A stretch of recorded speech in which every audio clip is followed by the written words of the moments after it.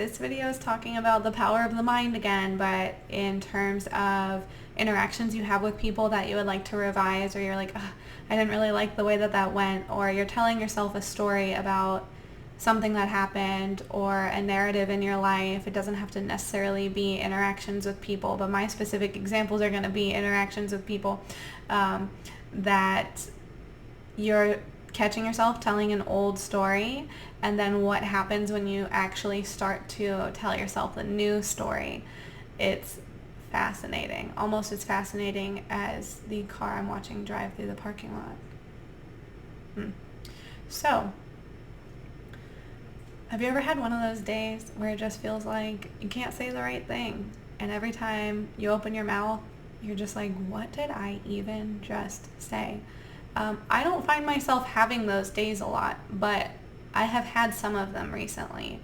And what I have observed with these days, like the one that happened just recently, what was so interesting was I didn't even think that I had really said the wrong thing. Like, I was so sure that what I said, what was coming out of my mouth, perfectly aligned with my intentions, that when I look back on it, I was like, that's strange.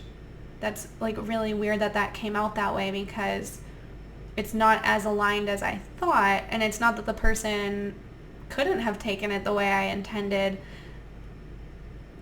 but like there was just such a, I don't even know if disconnect is the right word, but I had several of these, and honestly, normally that freaks me out, and I get really nervous about it because it's something I've had to like work on, an insecurity within myself. And this time, because of the progress that I have been making, I just told myself a new story, and I didn't really even have to convince myself that much that the new story was what I should be accepting, because sometimes when I try and practice revision of like, oh, they didn't take it that way, they took it this way, and we laughed about it and we walked away. Sometimes it takes some like convincing and repeating, but this time it was really fast. And what was really interesting, and this is why I'm bringing in like pairing it with the power of your mind, I had chosen first to be like, oh, maybe that came across wrong. And this, again, was like several different things. So I got to see this same process happen multiple times in just one day, which is so fantastic and fun. It actually is, though. It genuinely is. So I would have the interaction, and then I would have that moment of like insecurity of, oh my gosh, did this come across like horrible? Did they have a negative interaction with me? Because of course that wasn't what I intended, but the experience you give someone is the experience you give someone.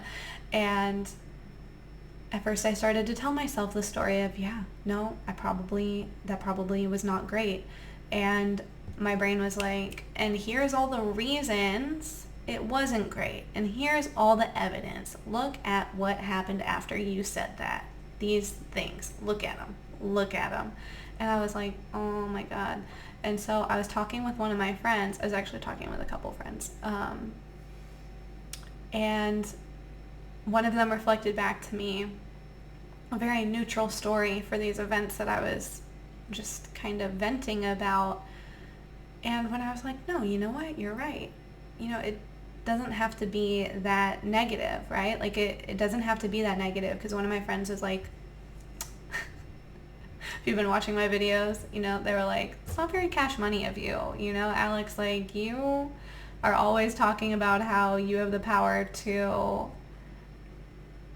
not rewrite these things, but you have the power over, how things make you feel and what the outcome is going to be, and you can transform anything, right, with the power of your mind. And I was like, you're right. So I sat down and I chose to think of things differently. And the second that I like convinced myself and I felt like, yeah, you know what, and I just brushed it off, then I would go about my day. And later in my day, my brain was like, hey, you know what, I think your new theory is right.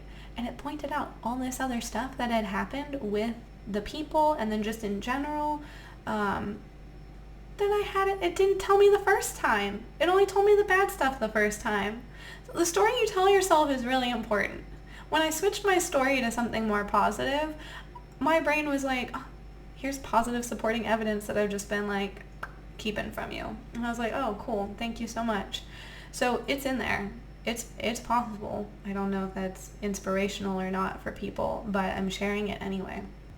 Okay, so I just paused to like think about how I want to continue this, and I want to go into my tangent of how people don't have to embody your assumptions. They just have to give you an experience for you to be able to perceive as your assumption. And saying the wrong things, or I don't know, wrong is a strong word. Saying something that could be interpreted vastly different than how you intended it is a fantastic example of this. So for example, say that you have like a close friend and you have negative experiences in the past that your close friends, I don't know, become jealous of. I can never think of examples when it's like stuff I haven't experienced, and I feel like I've run out of my experiences, but not really. I don't know, whatever, they're jealous of you, right? And this is your thing, that you fear this. And so the next time your friend tries to compliment, your new handbag or your new shoes or whatever, you're like, oh my God, it's happening. It's starting. It's beginning. This is the beginning of the end, right? Now, I feel like I'm already lost in this metaphor. This story. It's just a story. So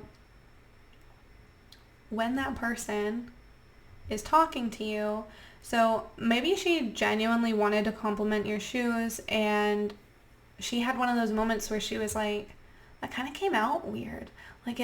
I feel like she could have taken it like, maybe I don't like her shoes. Like maybe it sounded really sarcastic. Like me, who's so sarcastic all the time that sometimes I don't even know if I'm being serious or not anymore. But like maybe you're on the receiving end of someone having one of those moments. Wow, that was the simple way of putting it. My brain has been doing a lot for the past few weeks, and it's tired. So yeah, maybe you've been on the receiving end of someone saying the wrong thing, or something that just came out very different than they intended it. And maybe they thought nothing of it because they're like, oh, well, I meant, like me, where I thought nothing of it and then started to think negatively and then went back to thinking positively.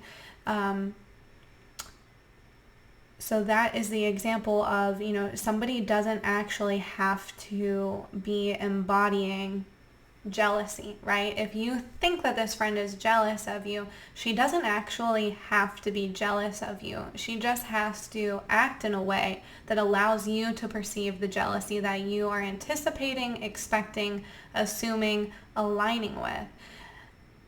I think I'm going to keep this one kind of simple because this has been like a game changer for me when it comes to the healing work I have done around negative relationships that I've had. Telling myself this story of, being victimized in a dynamic and coming to realize that it wasn't necessarily like that. I just had an experience and the other person was going through whatever they were going through and behaved in a way that allowed me to perceive my experience. I mean, the entirety of our lives is just a perception, and we filter it however we want to filter it. Look at that. I'm wrapping it up, tying a bow on it.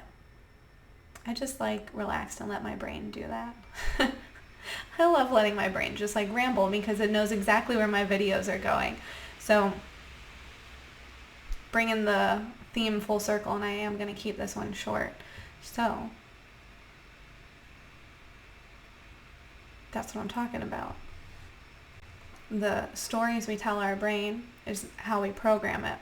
Now, you hear me talking about how easily I just shifted into a positive story when it came to interactions with people that I had originally perceived as neutral and then negative because anxiety and then positive. And oh my gosh, I just lost my train of thought. I was talking about how easy it seemed for me. That used to be very difficult. It used to be like I perceived it to be impossible. This gets easier. So if you're like struggling to make those narrative changes within your brain, this is why I emphasize healing work, whatever that looks like for you. I've talked about a lot of different methods, whatever that looks like for you. Healing work to work on the inner wounded beliefs you have around yourself. I know I talk about manifestation on this channel, and I do think it's true that you don't have to be consciously choosing to heal in order to manifest, or heal to manifest. But I also have the belief that manifesting our desires is a reward system for doing the healing. So that's why I focus on the healing part. But it gets easier the more that you heal what's going on the inside, because you become more harmonized with yourself. You become more at peace with yourself. I posed this question that I forgot who said it originally, but I love it. I ask myself this all the time when I'm unhappy with some sort of circumstances that I'm going through. I ask myself this question that I heard someone talk about, which is, do you believe that your reality is a friendly one or a hostile one? And if you believe it's hostile, well, you are creating it and you are relating to it in a hostile way. And so that is your relationship with yourself being reflected back at you. And so the more I have worked on my relationship with myself, the more that I feel at ease to make these revisions and make these narrative shifts and change my mindset, because I do feel that I live in a supportive, friendly universe, and I feel that I support myself, and so I can extend myself more grace and patience and compassion and blah, blah, blah, blah, blah. So that is that. I am going to leave it here. As always, I love hearing from you guys down below. Let me know in the comments how you're doing.